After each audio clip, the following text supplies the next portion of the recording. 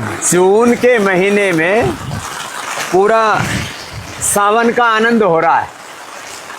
खूब मेघ बरस रहे हैं, बादल गरज रहे हैं और पूरा पानी का पतनाला बह रहा है। पूरा आनंद ही आनंद है। 2 दिन तो नवतपा के अंत में खूब तेज धूप आग सी बरस रही थी और झुलस रहे थे लोग, और लग रहा था इस तपिश में और उमस में लोग बुरे हाल हुए जा रहे थे। और अब ये है कुदरत की, भगवान की माया। देखो यहाँ लौकी तोरी भी लगी हुई है और पूरा योगग्राम का, निरामयम का ये सुंदर वातावरण। इधर देखो, यहाँ छप्पर के नीचे यज्ञशाला है और एक बड़ी यज्ञशाला है, उसके चारों तरफ छोटी छोटी यज्ञशालाएँ हैं जहाँ पर हम रोगानुसार योग करते हैं।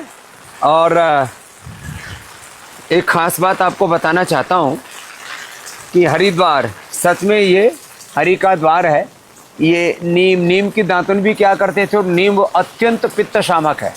नीम के जो कोंपले हैं ना, मैंने इस साल के शुरू में बताया था, नीम की ऐसे ये कोंपले अप्रतिम होती हैं, इनको ऐसे ही खा लो।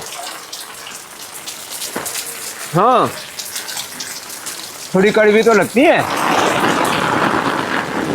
लेकिन इस कड़वाहट में जीवन की मिठास, जीवन का माधुर्य है। अभी हमने आपको थोड़ा सा बरसात का आनंद करवाया। यहाँ हमारे सन्यासी हवन कराते हैं। इसे बैठो बेटा, हाँ बैठो बैठो। सेंधा नमक, अजवाइन, सेंधा नमक, अजवाइन, थोड़ा सा हींग, इसके साथ ये नीम की पत्तियाँ, थोड़ी काली मिर्च, सेंधा नमक, अजवाइन, हींग और नीम की पत्ती, ये 5, ये भी पंचामृत है। एक बार ले लो। ऐसे जब नववर्ष प्रारंभ होता है, हर एक भारतीय ज्योतिष, जो हमारे हिंदू सनातन ज्योतिष, जो हमारा पंचांग है, उसमें लिखा रहता है कि हमको ये 40 दिन प्रयोग कर लेना चाहिए। तो कभी ज़िंदगी में मोटापा, बीपी, शुगर, थायराइड, गैस, कब्ज, एसिडिटी, कब्ज की बीमारी, चमड़ी के रोग, SLMS, autoimmune disease, MND, cancer जैसे रोग नहीं होंगे। आयुर्वेदे सुयत प्रोक्तम यस्य रोगस्य भेषजम तस्य रोगस्य शांत्यर्थम तेन तेन एव होमयेत, पंचरत्न सार संग्रह। हाँ, और फिर इसमें और भी आगे लिखा है, यदि क्षितायुर यदि वा परेतो यदि मृत्यो रंतिकम नीत एव तमाहरामे निर्ऋते रूपस्थाद अस्पार्शमेनम शतशारदाय अथर्वेद यया प्रयुक्ता चेष्टया राजयक्ष्मा पुराजित ताम वेद विहिताम इष्टाम आरोग्यार्थी प्रयोजयेत, चरक संहिता। तो यज्ञ के महिमा कैसे योग की तरह यज्ञ चिकित्सा लाभ करती है, उसके शास्त्रीय संदर्भों के साथ यहाँ चारों तरफ ऐसी पूरी व्यवस्था की गई है। और हमारे यहाँ पूज्य सन्यासी, पूज्य नकुल देव जी महाराज और बाकी भी हमारे सन्यासी सेवा को निष्पन्न करते हैं यहाँ। और जैसे योग एक चिकित्सा है, ऐसे यज्ञ भी एक चिकित्सा है। यज्ञ में जो आहुति देते हैं, यज्ञ से बड़ी कोई पूजा नहीं है। अग्निर्वै देवानाम मुखम, शतपथ ब्राह्मण में कहा, अग्नि देवताओं का मुख है। अग्नि में जैसे ही हम आहुति डालते हैं तो सारे देवताओं तक पहुंच जाती है। तो सर्वेभ्यो गुरुभ्यो नमः, परम ऋषिभ्यो नमः, सर्वदेवताभ्यो नमः, माने सारे देवी देवता और देवाधिदेव महादेव और परात्पर ब्रह्म तक। ओम ब्रह्मणे स्वाहा। ओम इंद्राय स्वाहा इदम इंद्राय दन्नमम। ओम सोमाय स्वाहा इदम सोमाय दन्नमम। तो ये सारी देवी देवताओं को प्रसन्न करना है। तो देवताओं की प्रसन्नता के लिए, माने इष्ट की प्रसन्नता के लिए, इष्ट की अभिष्ट की प्राप्ति के लिए, अनिष्ट की निवृत्ति के लिए कितनी महिमा है। और फिर हमने इसमें तो पुत्रेष्टि यज्ञ, हमने पुत्रेष्टि सामग्री बना रखी है, वातेष्टि पित्तेष्टि कफेष्टि, और फिर चर्मेष्टि चर्म रोगों के लिए, और कर्कटेष्टि कैंसर के लिए, और मेधाइष्टि मस्तिष्क के लिए, मधुष्टि शुगर के लिए, अलग अलग रोगों के लिए ये सारी अलग अलग आहुतियाँ, और इतनी सुंदर व्यवस्था रहती है। और ऐसे यज्ञ करते करते अपना जीवन भी यज्ञीय बन जाता है। तो हम गायत्री मंत्र से हवन कर सकते हैं। ओम भूर्भुवस्सुः तत्सवितुर्वरेण्यं भर्गो देवस्य धीमहि धियो यो नः प्रचोदयात् स्वाहा। ओम त्र्यंबकं यजामहे सुगंधिं पुष्टिवर्धनम् उर्वारुकमिव बन्धनान् मृत्योर्मुक्षीयमामृतात् स्वाहा।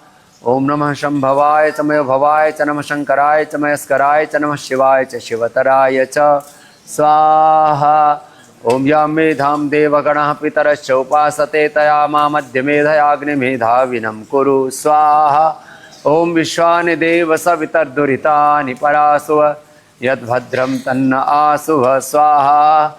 ओम सुता मया वरद वेदमाता प्रचोदयन्तां पावमाने द्विजानामायुः प्राणं प्रजां पशुं कीर्तिं द्रविणं ब्रह्म वर्चसं मह्यं दत्त्वा व्रजत ब्रह्मलोकं स्वाहा। आपको ज़्यादा मंत्र नहीं आते तो आप भगवान राम जी, कृष्ण जी, हनुमान जी, शिव जी के नाम से आहुतियाँ दे करके ओम रामाय स्वाहा इदं रामाय नमः, ओम कृष्णाय स्वाहा इदं कृष्णाय नमः, ओम शिवाय स्वाहा इदं शिवाय नमः, ओम भगवते स्वाहा इदं भगवते नमः, ओम भगवते स्वाहा इदं भगवते नमः, ओम हनुमते स्वाहा इदं हनुमते नमः, ओम श्री गुरुभ्यो स्वाहा।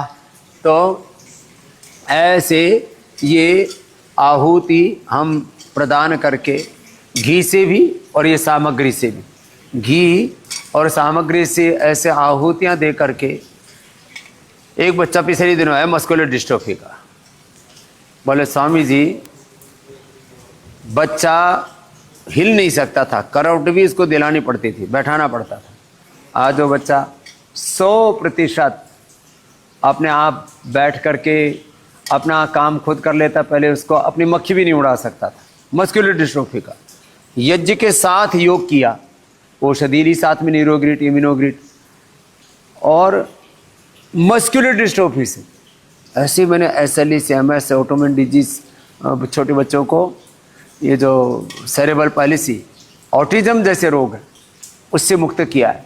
तो ये योग चिकित्सा, ये यज्ञ चिकित्सा, और अब तो वातावरण बहुत पवित्र हो गया है। तो अब हम आगे बढ़ते हैं। हमारे धैर्यशील ने तो एक कैंसर को मात देकर के इतिहास बना दिया, इसके लिए जोरदार अभिनंदन है। हाँ, और इधर ये हमारी अम्मा, क्या नाम है, प्रतिमा, इसने सिकल सेल को मात दे दिया। एक बार सबके लिए जोरदार अभिनंदन है। ऐसे ही योग में, यज्ञ में जीवन होगा तो हम सब रोग मुक्त होंगे। चाहे जैसा काल हो, हाल हो, परिस्थिति हो, मनस्थिति हो, हर मौसम में, हर ऋतु में ऐसे योग से जुड़े रहे, खूब आनंद से आरोग्यता निरोगता पाएं। सबके लिए शुभकामनाएं। हरिद्वार पतंजलि योगपीठ, पतंजलि वेलनेस योगग्राम निरामयम आएँ। यह हरि का द्वार है, और यहाँ जो सुहाना मौसम है वो आपको कहीं नहीं मिलेगा।